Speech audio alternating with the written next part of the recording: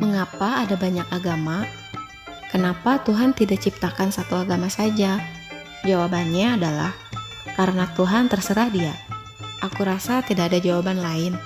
Tapi biar video ini panjang, mari kita panjangin aja jawabannya.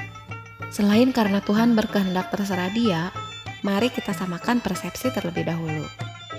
Menurut geng Sundaland, yang pertama, Tuhan itu Maha Pemaaf dan Maha Penyayang. Yang kedua, semua agama dan keyakinan pasti menyembah sesuatu yang dituhankan, apapun itu agama dan keyakinannya. Semua perbedaan ajaran agama dan keyakinan berujung ke satu tujuan, yaitu menjadi manusia yang penuh cinta kasih ke diri sendiri, orang lain, dan alam.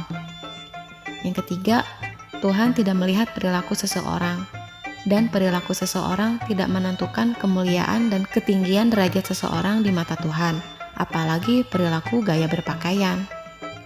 Tuhan hanya mendengar dan menilai isi hati dan niat seseorang dalam menentukan derajat dan kemuliaan dari perilaku orang tersebut. Sedangkan kita hanya bisa menyangka-nyangka dan menafsir-nafsirkan maksud dan niat orang lain. Oke, lanjut.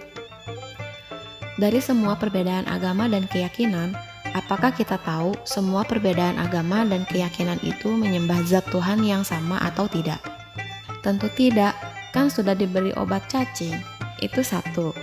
Mengapa kita tidak tahu apakah semua agama dan keyakinan yang berbeda-beda itu menyembah zat Tuhan yang sama atau tidak? Itu karena kita sendiri pun belum pernah sekalipun melihat, merasakan, mengenal, dan mendengar zat Tuhan langsung berbicara kepada diri kita tentang mana agama dan keyakinan yang benar atau mana agama dan keyakinan yang salah. Jadi, bagaimana kita bisa tahu jika kita saja tidak tahu zat Tuhan itu yang mana selain dari cerita? Dan itu artinya kita jadinya juga tidak tahu secara tepat zat apa yang disembah oleh agama yang berbeda-beda itu, yang seolah-olah kelihatannya menyembah simbol-simbol. Jangan-jangan zatnya sama, cuma penyebutannya saja yang berbeda. Jangan-jangan sebutannya sama, tapi zat yang disembahnya yang berbeda-beda. Jangan-jangan sebutannya berbeda, zat yang disembahnya juga beda. Ya nggak tahu juga, tapi itu belum penting untuk saat ini. Yang penting saat ini, selama kita bukan orang yang pernah melihat, merasakan, mendengar, dan mengenal zat Tuhan langsung, maka kita tidak berhak menjustifikasi dan memaksakan apapun tentang salah dan benar tentang agama dan keyakinan kita kepada orang lain dengan kamuflase mengingatkan yang benar. Kami percaya Tuhan hanya mementingkan satu hal. Jika saja Tuhan bisa menulis quote di Facebook, kira-kira bunyinya, "Aku hanya ingin dikenal, atau diingat, atau disadari. Barang siapa yang mengingat aku, maka hatinya tenang dan tentram. Maka ingatlah aku dalam keadaan duduk, berdiri, dan diam."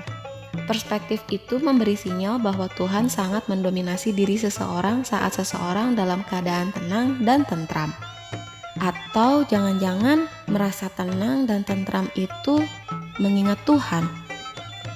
Itulah mengapa saat manusia melaksanakan kewajiban ritual ibadah agama dan kepercayaannya masing-masing, maksudnya adalah hanya untuk satu tujuan saja, yaitu agar jiwanya tenang dan tentram.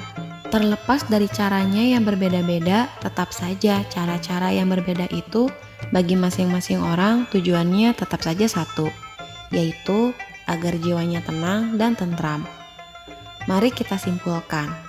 Ada Tuhan, ada tenang dan tentram. Ada tenang dan tentram, ada Tuhan.